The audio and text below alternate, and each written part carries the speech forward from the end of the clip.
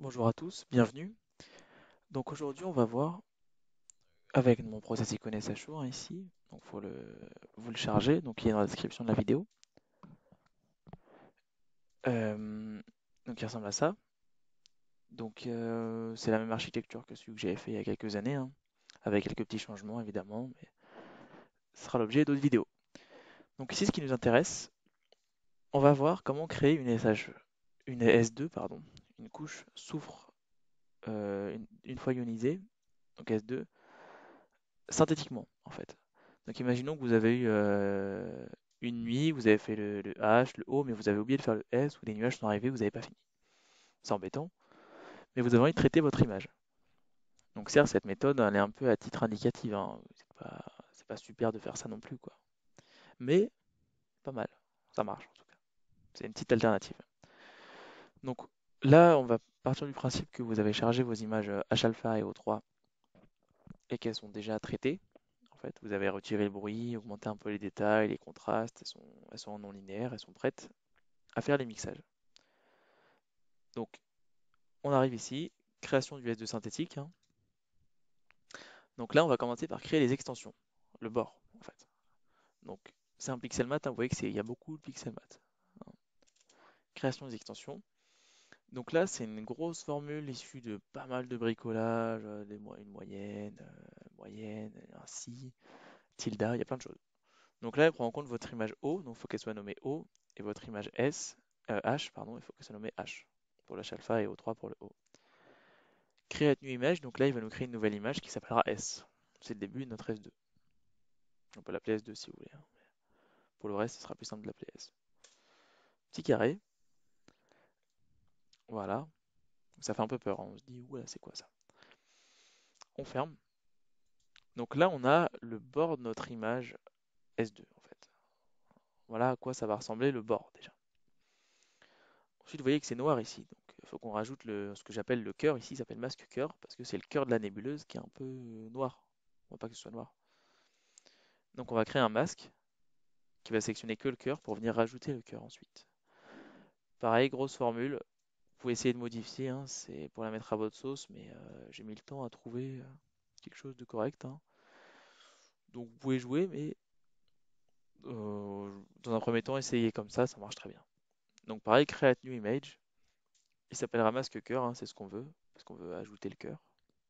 C'est assez explicite. Donc triangle, on applique à notre image. Notre image S, synthétique évidemment. Voilà. Donc là, il nous crée notre masque cœur. Donc c'est joli, hein. C'est un masque. Là, on va l'appliquer à notre image souffre. Enfin, notre fausse souffre. Vous voyez qu'elle prend bien que ce qui est noir sur notre image, hein, évidemment. Donc appliquer le masque, c'est fait. Je vais remettre tout en petit pour pas encombrer l'écran, parce qu'après il y aura tellement de fenêtres qu'on va s'y perdre. Voilà, donc ça c'est mes images, je pourrais même les. Enfin, faut que je les garde pour les autres mixages, mais voilà. Mon masque, je le mets en petit. Voilà, masque cœur. Et là, pour enlever cet effet rouge qui est pas super, clic droit sur l'image, masque, show masque. Donc le masque est toujours actif, mais on le voit juste pas l'effet rouge qui est pas très cool. On va rajouter le cœur, double clic, donc c'est un pixel mat avec pareil une formule géante. Vous pouvez bricoler. Là, cette fois, on ne fait pas create new image parce qu'on va venir appliquer à cette image qui elle-même a un masque notre cœur. Si on fait create new image, il va juste nous sortir une image issue de cette formule et c'est pas ce qui nous intéresse. Ce qui nous intéresse, c'est d'appliquer sur notre soufre. Donc, flèche, enfin triangle et on glisse dessus en faisant bien replace target image. Voilà, vous voyez. Donc ça, en fait, si vous faites des images sous, vous voyez souvent qu'elles ont un aspect un peu comme ça, en fait. On dirait du H-alpha, mais plus sombre. Juste les structures du H-alpha, en fait. C'est un peu ce qui est rendu ici. Voilà, on peut fermer notre masque. On a fini avec le masque. Et là, si on regarde notre image, elle est sympa. Mais ce qui nous manque le plus par rapport à H et au O, c'est les étoiles, comme vous pouvez remarquer.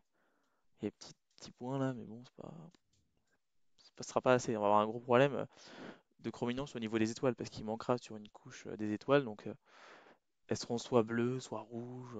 Ça va pas être super. Donc là, on va rajouter les étoiles. Donc là, on prend notre image O parce que c'est souvent celle qui a le plus d'étoiles, hein, généralement. Donc masque d'étoiles appliqué sur O, fois 4. Donc là, je vous expliquais, je l'ai déjà expliqué dans d'autres tutos, mais si vous n'avez pas vu, je vous l'explique là. En fait, pour venir sélectionner toutes nos étoiles de notre image, on va prendre les étoiles petites, les moyennes grandes et les très grandes. Donc pour ça, tous les paramètres ici sont propres, il n'y a rien à toucher. Juste ici, avec le midtones, on va venir sélectionner les petites avec 25, les grandes, enfin les moyennes avec 5, les moyennes grandes avec 75 et les grandes avec 97. Voilà. Donc là, je vais faire les 4, hein, je vous épargne, c'est un peu long. Donc, il a fini de nous créer nos masques, donc à 25, 50, 75 et 97. Donc je les mets en petit, pour pas qu'ils nous dérangent pour la suite. Donc là, ce qu'on va faire, c'est qu'on va juste les additionner, hein. Je déplace. Donc la suite, addition des masques, pardon. Donc là, c'est une formule, c'est pas vraiment une addition, c'est max. En fait, il va prendre le maximum de chacun des masques et le mettre sur une nouvelle image qui s'appellera Full Star Mask. Donc en fait, cette image contiendra toutes nos étoiles. Donc voilà, faut juste bien qu'il soit Star Mask 1, 2, 3, 1, 2, 3. Enfin 0, 1, 2, 3 ici. Ils sont déjà nommés, mais si vous en avez d'autres, il faut les renommer évidemment. C'est pas automatique. Il nous crée notre Full Star Mask, petit carré, et il nous crée notre masque avec toutes nos étoiles. Le voilà. Donc on ferme nos 4 Star Masks, hein, sinon l'écran est plein. Voilà. On l'applique à l'image, hein, tout simplement. Tac, tac. Donc si on fait clic droit ou CTRL K, masque, donc show masque, on voit bien qu'il nous prend nos étoiles. Voilà. Ce qui est rouge est protégé. Donc là je fais CTRL K pour l'enlever. Enfin pour ne pas le voir, mais il est toujours actif. Et là, tout simplement, ajoute des étoiles. Donc là, c'est une formule assez simple, hein, contrairement à toutes les autres que je vous ai montrées. C'est pareil, c'est max, en fait, c'est un peu une addition. C'est il prend le maximum de. Par exemple, si l'étoile est plus lumineuse en haut qu'en H, il va prendre l'étoile O. Si elle est plus lumineuse en H qu'en O, il va prendre l'image H. Donc voilà. Donc comme ça, on aura vraiment toutes nos étoiles. On pourra jouer avec ensuite, mais on aura toutes nos étoiles. On a plus de liberté en fait. Il vaut mieux en avoir trop puis en enlever que pas assez. C'est plus compliqué. Donc là, ici, pas create new image, hein, replace target image, pour les mêmes raisons qu'avant, hein. On veut qu'il nous prenne enfin, nous applique nos étoiles sur notre image. Donc, sinon, on veut pas qu'il nous crée une nouvelle image, ça va poser problème. Donc, tout simplement, enfin, replace target image, triangle, on applique. Voilà, on ferme et on ferme notre masque. Donc là, on aura peut-être un problème parce que c'est une image où il y a l'étoile d'Eneb ici. Et là, comme elle n'est pas assez lumineuse, on aura peut-être des problèmes de chrominance avec l'étoile d'Eneb ici. Mais ça, on peut y revenir ensuite avec par exemple Photoshop ou avec des gros masques, etc. Donc voilà, à quoi ressemble notre S2. Donc, faut essayer.